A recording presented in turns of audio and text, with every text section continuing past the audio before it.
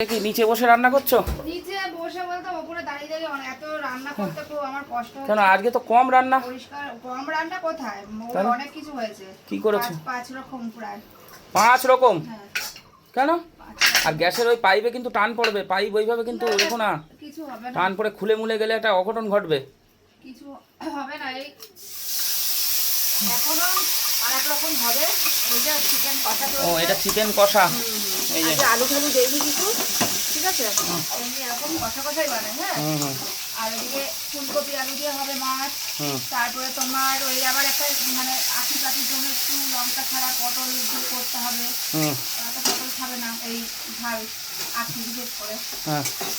বাঁধাকপি করলাম মাছের মাথা দিয়ে। বাঁধাকপি মাছের মাথা দিয়ে উচ্ছে ভাজা করলাম। বাবা, আর ও কি করছো? মাথা নিয়ে একবার এপাশ যাচ্ছে, ওই দেখো ওই দেখো ওই দেখো কি করে। কি হলো দিও? পাগল হয়ে গেছো। ঠিক আছে করো।